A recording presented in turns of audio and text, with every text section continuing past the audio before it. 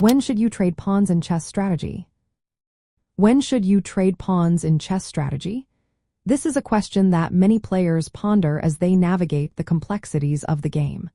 Understanding when to exchange pawns can significantly impact your overall position and chances of winning.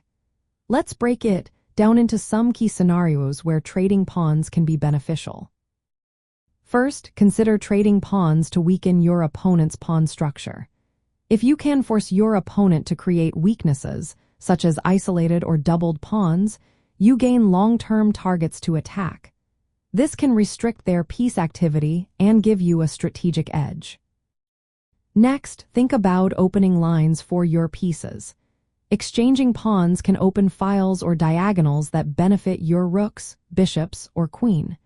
This increased activity can make a big difference in the position.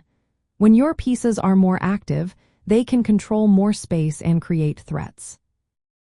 Another important situation is when you have a pawn majority. If you have more pawns on one side of the board, trading pawns can help create a passed pawn. This is especially useful in the endgame when having a passed pawn can lead to promotion and a winning advantage. You should also consider trading pawns to eliminate your opponent's strong pawn chains.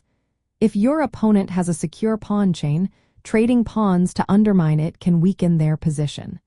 This can create tactical or strategic opportunities for you to exploit.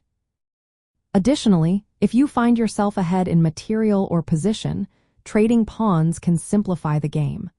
Reducing complexity makes it easier to convert your advantage, especially as you transition into the endgame.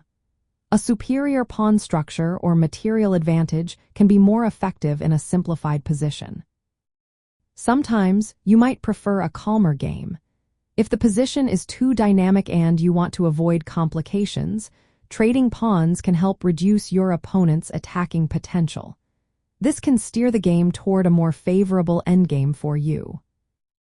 On the flip side, there are times when you should avoid trading pawns. If trading would create weaknesses in your own structure, such as isolated or backward pawns, it is best to hold off. Also, if trading helps your opponent activate their pieces or opens lines that favor them, it is wise to reconsider. Maintaining tension in the position can also be important. If you need dynamic play, trading pawns might reduce your chances to maintain that tension. Understanding pawn structure is essential in chess. Pawns define the strategic landscape of the game. For instance, hanging pawns, which are two pawns side by side without support, are often best kept to maintain attacking chances. Trading pawns against hanging pawns can reduce your opponent's activity. In summary, trade pawns when it improves your structural position, helps create passed pawns, opens beneficial lines, or simplifies to your advantage. Avoid trading when it weakens your structure or helps your opponent's plans. Evaluating the pawn structure and the resulting piece activity after trades is fundamental to making the right decision.